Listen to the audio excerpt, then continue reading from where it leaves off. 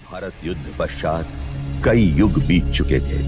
उस भारतवर्ष को कई हिस्सों में बांट दिया था। उत्तर पूर्व भारत में मगध और वैशाली के समीप एक संघ राज्य था, कपिलवस्तु। उस समय कपिलवस्तु पर शाक्य कुल के पराक्रमी क्षत्रिय सूर्यवंशी राजा शुद्धोदन का शासन था।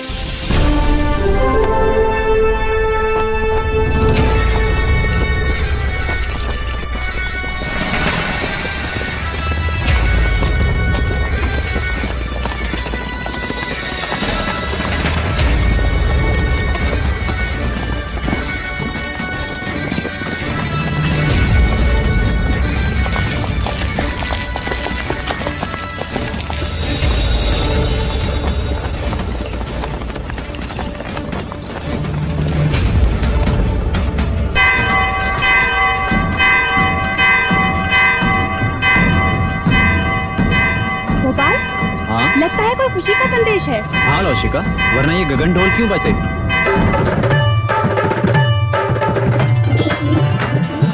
एक ओर से आए राजा, दूजी ओर से पांडव भी।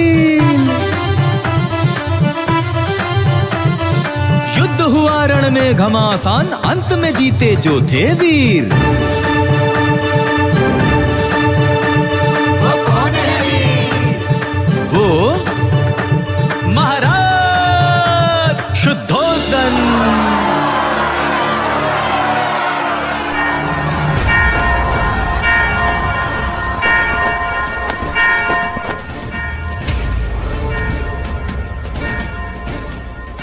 छोटी महादेवी, छोटी महादेवी, हम तुझे ही आवाज देने वाले थे लसिका। यह गगन ढोल खुशी के समाचार है महादेवी। महाराज शुद्धोधन पांडव भीलों की प्रजाति को युद्ध में पराजित कर कपिलवस्तु लौट रहे हैं। ईश्वर ने हमारी मनोकामना पूरी कर दी। क्या यह समाचार महादेवी महामाया तक पहुंचा? नहीं, वो इस समय अपने कक्ष में नहीं है। ठीक है, तू गरीबों में अन्नदान का प्रबंध कर। यह खुशी का समाचार हम स्वयं अपनी बड़ी बहन को देंगे।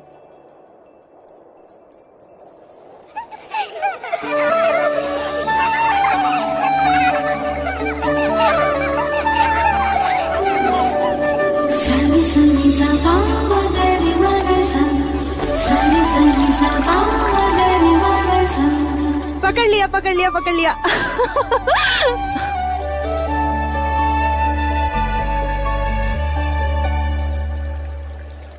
दीप्त, बाकी बच्चे कहाँ गए? बच्चे? कौन से बच्चे? यहाँ मैं अकेला हूँ।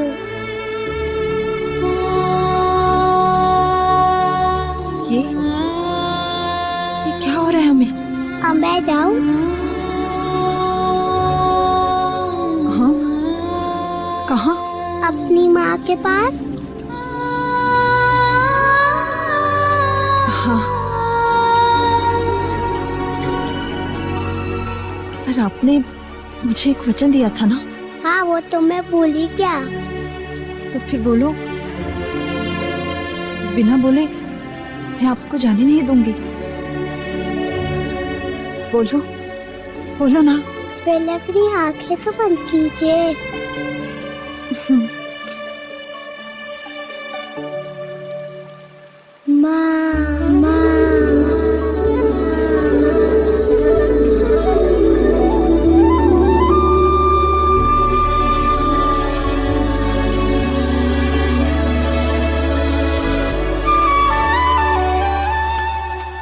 दीदी, दीदी, तुमने श्रृंगार नहीं किया अभी तक?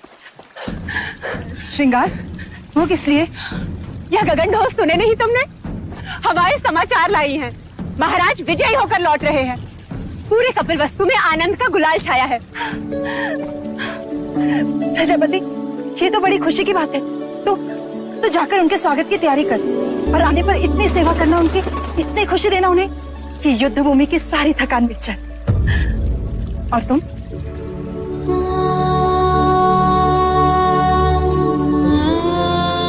खुशी के मौके पर पांच का चेहरा नहीं देखते प्रजापति। दीदी, मेरा चेहरा देखते ही संतान ना होने का मेरा ये दुख महाराज का दुख बन जाएगा और मैं उनके दुख का कारण नहीं बनना चाहती। दीदी, तुमने महाराज से मेरा विवाह इसलिए कराया था ताकि महाराज को संतान सुख प्राप्त हो और कपिल वस्तु को उसका उत्तराधिकार। किंतु 4 वर्ष हो गए, मैं भी महाराज को संतान का सुख नहीं दे पाई। तो 5 तो मैं भी हुई ना। ना प्रजापति ना, मैं अपनी आशा के मुंह से अशुभ सुनना नहीं चाहती। और मैं भी तुम्हें इस हाल में नहीं देखना चाहती। इस वक्त हम दोनों का कर्तव्य है कि हम मिलकर महाराज का स्वागत करें और उनकी खुशी को दोगुना कर दें। क्या चाहती हो तुम? बस इतना कि जब महाराज आए तो तुम उनका स्वागत पूरे 16 श्रृंगार के साथ करो और महाराज बस तुम्हें ही देखते रह जाएं। महाराज की, महाराज की, महाराज की, महाराज की, महाराज की, महाराज की, महाराज की, महाराज की, महाराज की, महाराज की, महाराज की,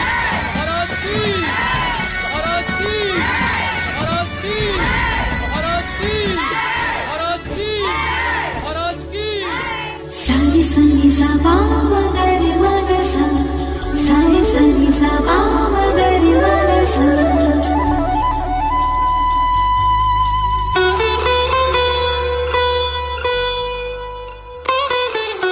कैसे हो अनुज द्रोणोदन? आपका आशीर्वाद है भाई महाराज, और राज्य में भी सब कुछ कुशल मंगल है। तुम हो तो अमंगल हो भी कैसे सकता है? तुम ही हो जिसके कंधे पर मैं कपिल वस्तु का भार सौंपकर निस्संदेह युद्ध पर जा सकता हूं। आइए। रुकिए, हम आपको प्रवेश करने नहीं देंगे। तुम मुझे प्रवेश क्यों नहीं करने दोगे? पहले आप मेरे लिए क्या लाए हैं वो दीजिए, तभी हम आपको भीतर आने देंगे। मैं राजा होकर सबसे कर वसूल लेता हूँ और ये राजा देवदत्त मुझसे कर ले रहा है। ये रहा आपका उपहार। आप मुझसे युद्ध के बिना भीतर नहीं जा सकते। मेरी ही तलवार और मुझ पर प्रहार। ठीक है।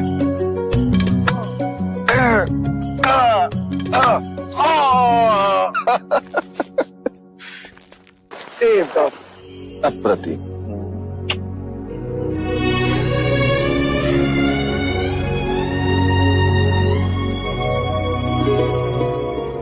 चले। महाराज की, महाराज की, महाराज की।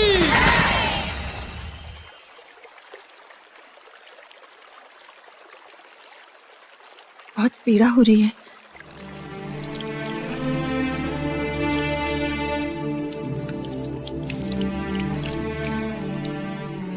नहीं महामाया, ये पीड़ा उस पीड़ा के आगे कुछ नहीं जो भाग्य ने हमें दिया है। कहने को तो सब कुछ है हमारे पास, परंतु देखा जाए तो कुछ भी नहीं। 2 ब्याह करने के पश्चात भी हम निसंतान हैं। आपके दुख का कारण है। ईश्वर के यहाँ विलंब है, अंधकार नहीं। कुलगुरु वाचस्पति ने संदेशा भेजा है।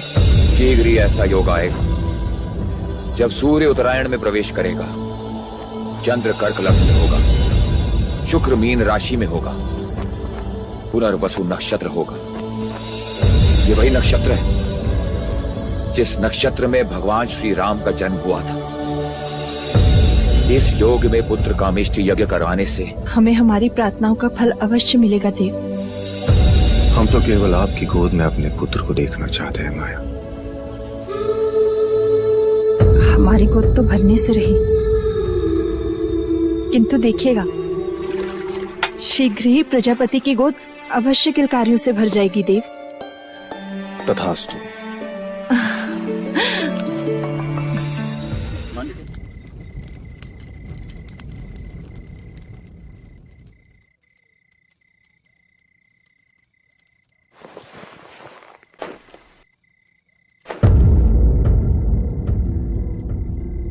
महामाया,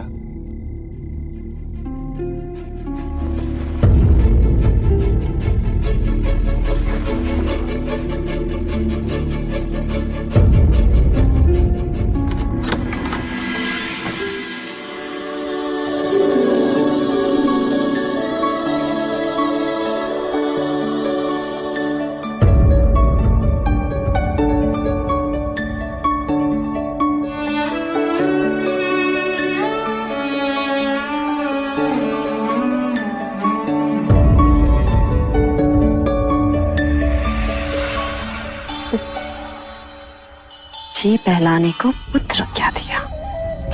महादेवी तो उससे खिलौना समझ बैठी है। अरे महादेवी, आप इस वक्त यहाँ? वो हमें नींद नहीं आ रही थी तो सोचा एक क्षण देवदत्त को दिखाएं। हाँ देवी, बिल्कुल ठीक किया। मेरा देवदत्त आपका पुत्र ही तो है।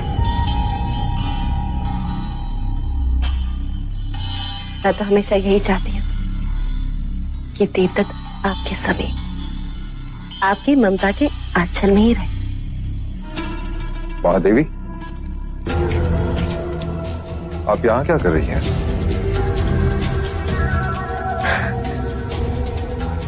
महाराज, मैं समझती हूँ महादेवी की व्यथा। हो जाता है ऐसा कभी कभी। जो चीज नहीं होती उसकी इच्छा प्रबल हो जाती।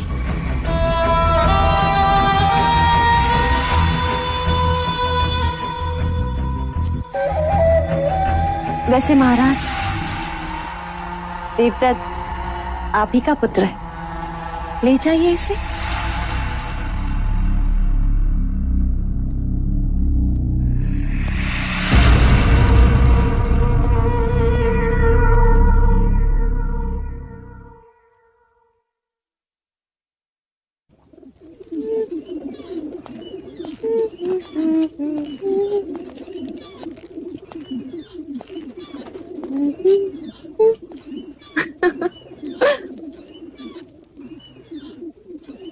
देवदत्त कहाँ है मंगला? महाराज के पास। यही बात अच्छी नहीं लगती। जब भी मैं अपने पुत्र से मिलना चाहता हूँ, या तो वो महादेवी के पास होता है या फिर महाराज के पास।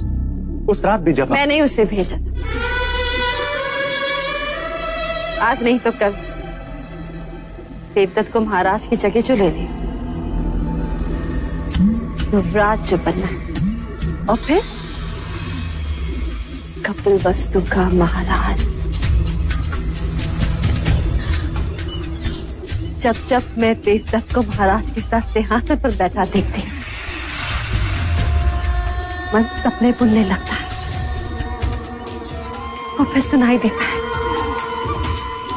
युवराज देवदत्त की जय, युवराज देवदत्त की जय हो। मन के पंछी पकड़ना छोड़ दो मंगला। जिस दिन महादेवी माया या प्रजापति दोनों में से किसी एक को संतान हो गई, तो तुम्हारी सारी इच्छाएं धरी की धरी रह जाएंगी।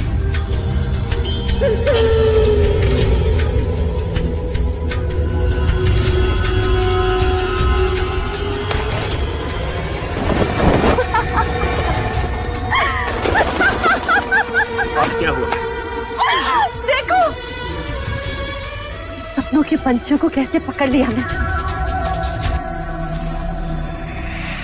ये उनके सपने थे और मेरा चाव। उन्हें संतान प्राप्त होना असंभव है आज। उसी असंभव को संभव बनाने कुल गुरु वाचस्पति आज पुत्र कामेष्टि यज्ञ कराने के लिए। पुत्र कामेष्टि यज्ञ? ऐसे पुत्र कामेष्टि यज्ञ करने से अगर संतान प्राप्त होने लगे तो सारे संसार में आग लग जाएगी। जी देवी, इन पंछियों को पिंजरे में बंद कर दो। देवदत्त को तीरंदाजी में काम आएंगे।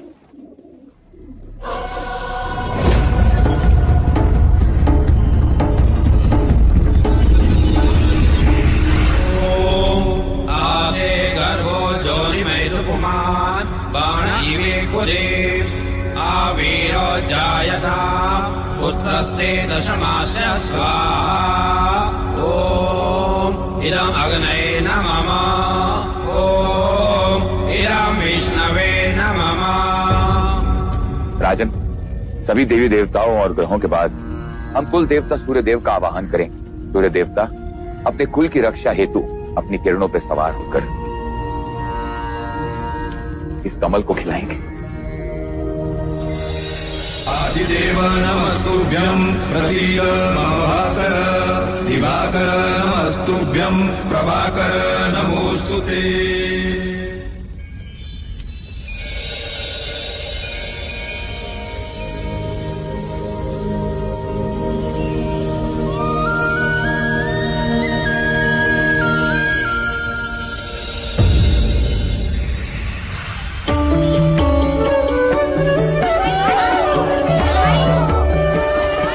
साधो साधो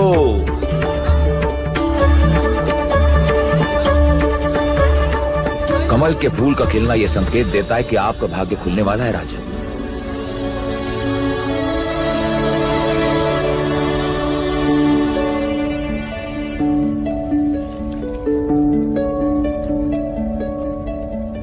सौभाग्यवती भव, पुत्रवती भव। महाराज की, महाराज की, महाराज की।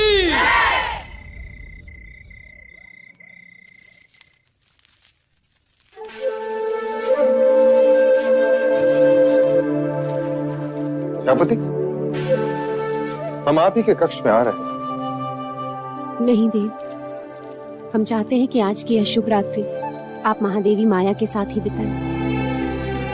परंतु महामाया चाहती है कि आज की रात्रि हमारा मिलन हो।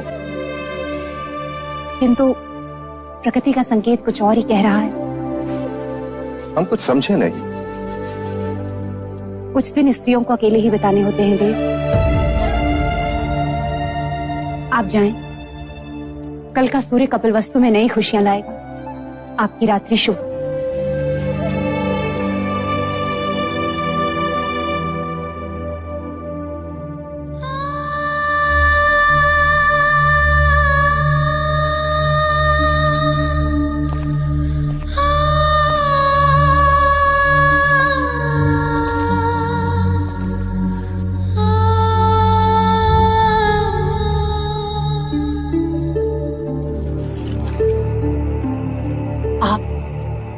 यहाँ आपको तो प्रजापति के कक्ष में होना चाहिए। छोटा मुंह बड़ी बात। आपने महाराज से झूठ क्यों कहा कि आप रजस्वला है?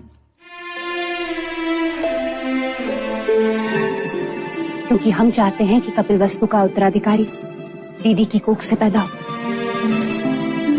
उनकी संतान इच्छा इतनी प्रबल है, इस योग में भाग्य को भी विवश होना पड़ेगा।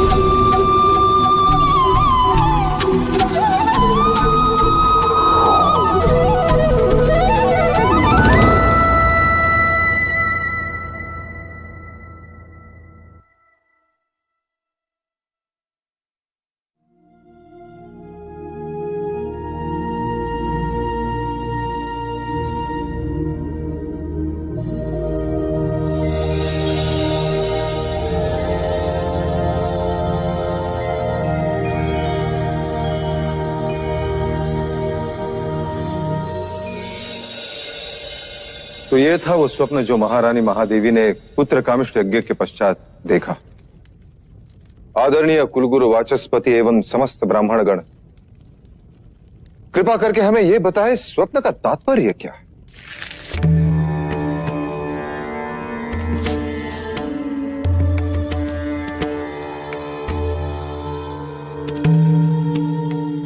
राजन, ये स्वप्न शुभ है। लाल कमल का खिलना सृजन का संकेत, आकाश से सफेद हाथी ऐरावत के अवतरण का अर्थ है। कोई दिव्य आत्मा जन्म लेने वाली। बधाई हो, महादेवी गर्भ से है। बधाई हो महादेवी, बधाई हो महाराज, बहुत बहुत बधाई।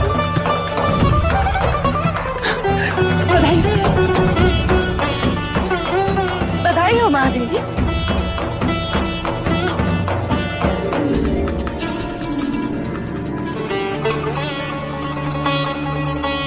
बधाई हो महाराज, बधाई हो, बधाई हो, बधाई हो महाराज, बधाई हो। वैद्य जी ने घोषणा कर दी है, महादेवी गर्भ से है। अब शीघ्र ही कपिल वस्तु को उसका उत्तराधिकारी मिलेगा। बधाई हो, बधाई हो। राजन, एक और बात, इस योग में जन्म लेने वाला बहुत बड़ा योद्धा बनेगा। ऐसा ही होगा। हम तो केवल राजा बने, वो राजाओं का राजा होगा, महान योद्धा होगा, चक्रवर्ती सम्राट होगा।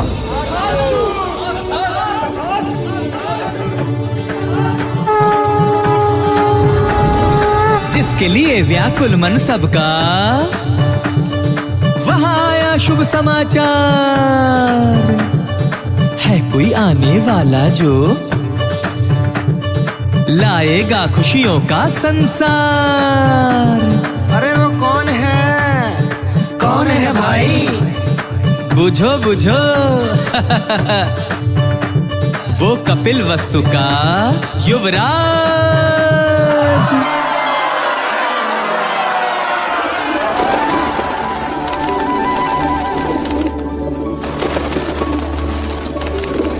ये क्या कर रही हैं आप? इन पंछियों को क्यों उड़ा रही हैं? यह पंछी नहीं है मंगला दीदी, ये हर्ष है, उल्लास है, जिन्हें मैं व्यक्त कर रही हूँ। देखो ना, इन्हें इनके बंधन से मुक्ति मिल गई और हमें हमारे दुर्भाग्य से। आज मैं इतनी आनंदित हूँ, इतनी आनंदित हूँ कि बस व्यक्त नहीं कर सकती।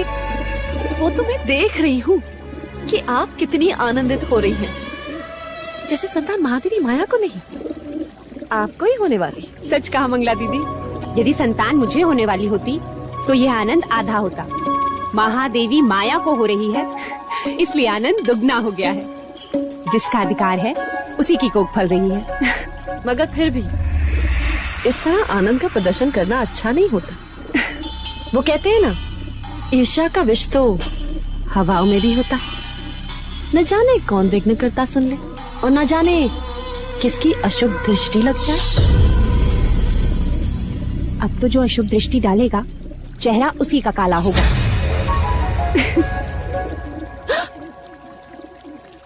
तुम्हारे चेहरे पर मेरा काजल था मंगला दीदी।